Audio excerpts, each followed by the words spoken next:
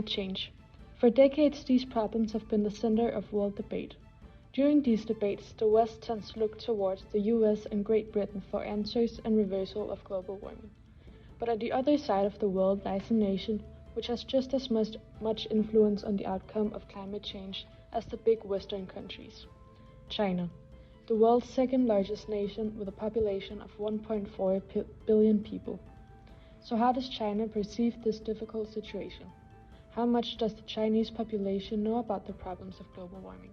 Where do they get their information, and how are they taught to take care of our planet? 北京等地单日气温刷新历史记录，雨水在时间和空间上高度集中，呈现出洪涝与干旱并行的特殊程度。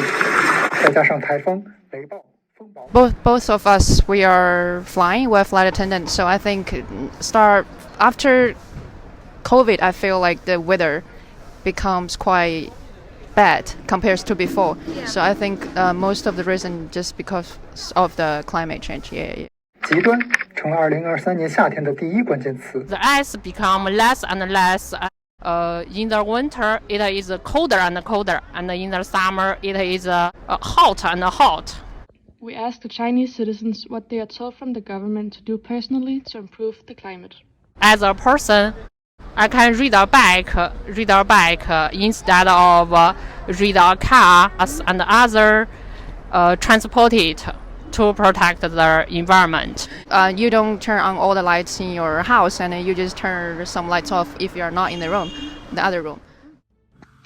During our stay in Shanghai, we visited the Shanghai Urban Planning Exhibition Center. It showcased the growth of the city and what both the state and population wish to improve concerning the environment. Quotes from Xi Jinping and displays of the future Shanghai presented the big ambitions China has for the climate. It also indicated how the citizens of Shanghai and China are exposed to the government's plans, goals, and methods. I think the environment is very important and a very fundamental part of our life.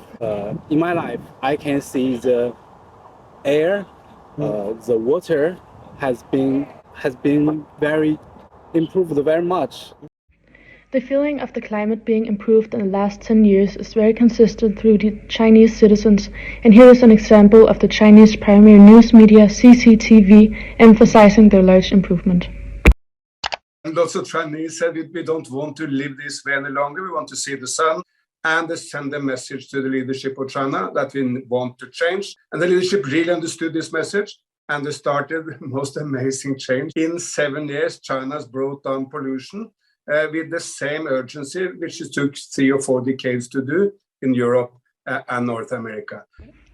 In China, the official media channels are the population's main source and maybe only source of information. This is vastly different from our relation with the media.